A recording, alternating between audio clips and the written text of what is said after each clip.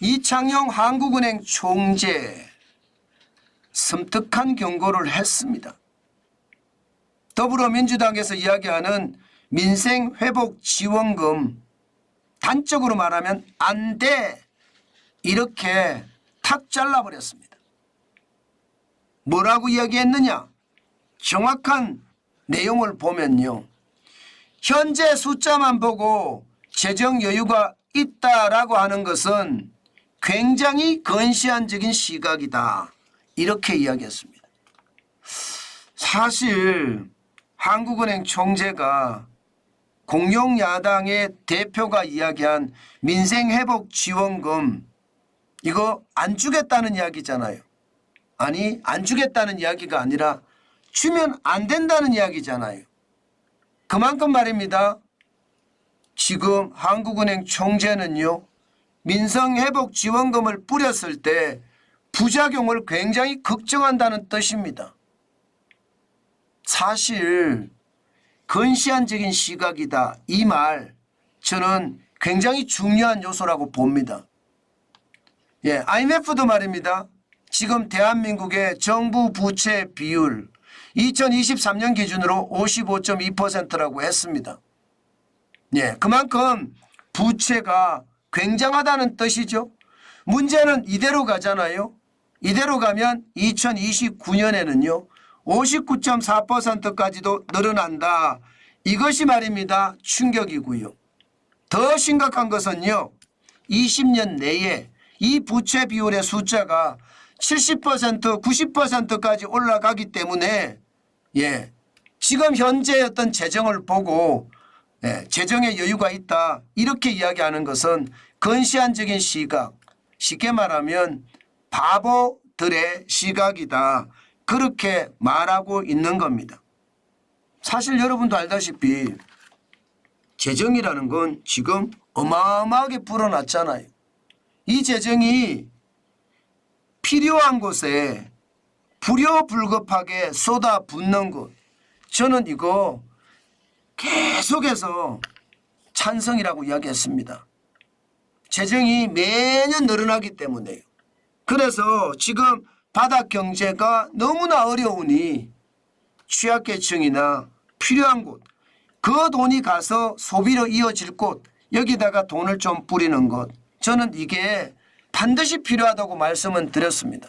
그렇지만 전 국민 민생회복지원금을 25만 원씩 주겠다는 더불어민주당의 총선 사례금은 솔직히 저는 아니라고 생각합니다.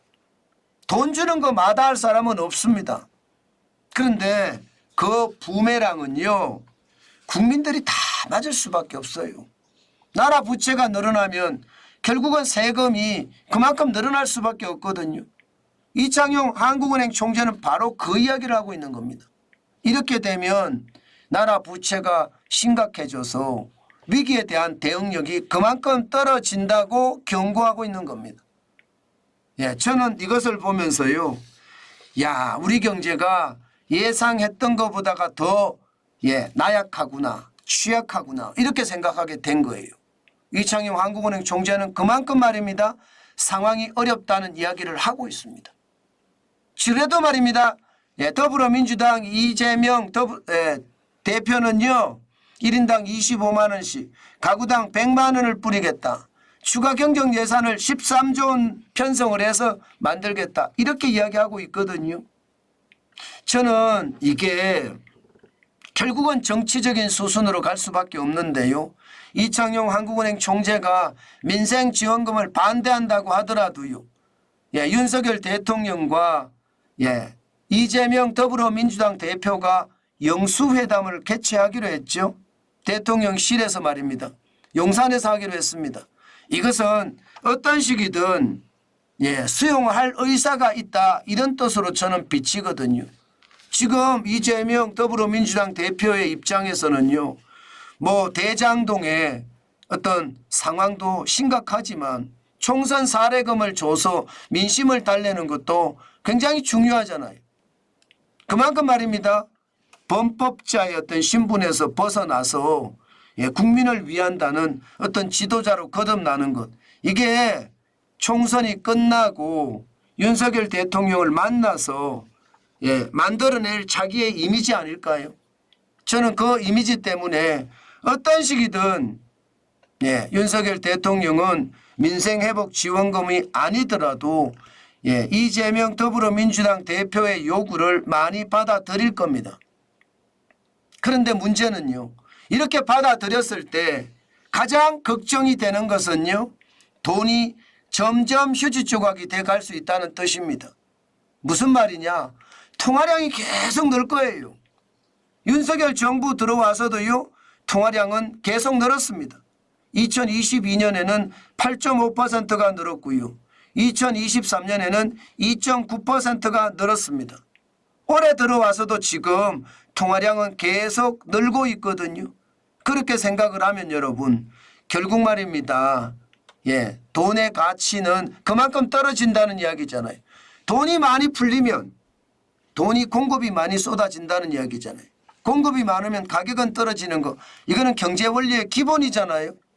돈을 많이 풀면 돈의 가치가 그만큼 떨어져서 돈이 점점 휴지 조각이 돼 간다는 뜻이고요. 그것이 말입니다. 실물에 영향을 미쳐서 물가가 폭등할 수도 있다는 뜻이에요. 물가가. 저는 그래서 말입니다. 돈을 뿌리면 최악의 사태들이 자꾸 벌어진다고 보는 거예요. 지금 문재인 정부 때 최저임금을 워낙 많이 올려서 물가가 많이 뛰어오르는 거. 이거 덤탱이를 윤석열 정부가 다 지고 있거든요. 그런데 돈을 또 뿌리잖아요. 그러면 물가 잡기가 굉장히 어려워지고요. 자칫 잘못하면 미국이 지금 금리를 올릴 수도 있다 이렇게 이야기한 것처럼 우리도 금리를 올릴 수 있습니다. 저는 그게 우리 경제가 더 무너지는 일이라고 생각합니다. 사실 보세요. 지금 최저임금은 최저임금대로 올리고 통화량은 문재인 정부 때 얼마나 늘었는지 지금 2020년에 9.3%가 늘었고요. 2021년에 11.7%가 늘었습니다. 그리고 2022년 8.5%가 늘었고요.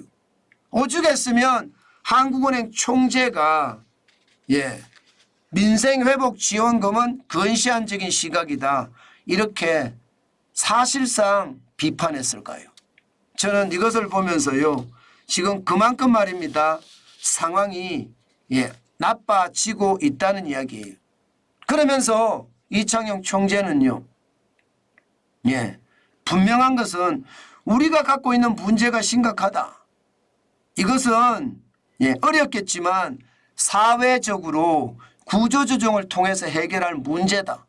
이게 돈 뿌려서 해결할 문제가 아니다. 이렇게 아예 못을 박았습니다.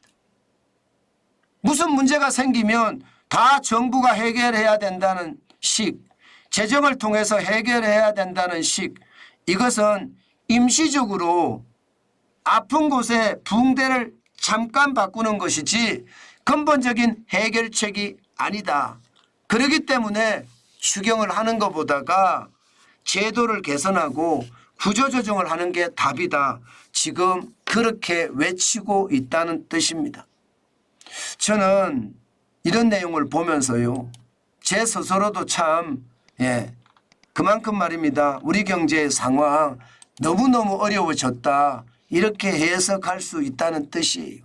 예상했던 것보다가 우리 경제가 생각보다가 굉장히 나쁩니다.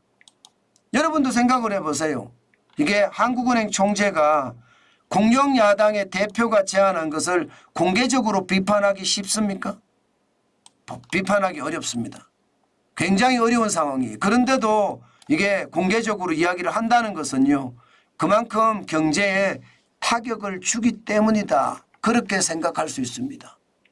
저는 그만큼 말입니다. 한국은행 총재가 보는 시각은 우리 경제가 이대로 가면 더 나빠진다 이런 뜻으로 저는 해석하고 있습니다. 참 상황이 점점 꼬여가죠. 그렇지만 더불어민주당 이재명 대표는 돈 뿌릴 거예요. 어떤 식이든 뿌리고 그것을 말입니다. 나중에 물가가 올라가고 금리를 다시 올라가는 시점이 되면 윤석열 정부에 뒤집어 씌울 겁니다. 저는 그렇게 생각이 들어요. 참 안타까운 현실이 될 겁니다. 어떻게 생각하면 윤석열 정부가 좀 요즘은 안쓰럽기까지 하더라고요. 뭔가 제대로 대응을 하지 못하니까 더더욱 안쓰럽기까지 합니다.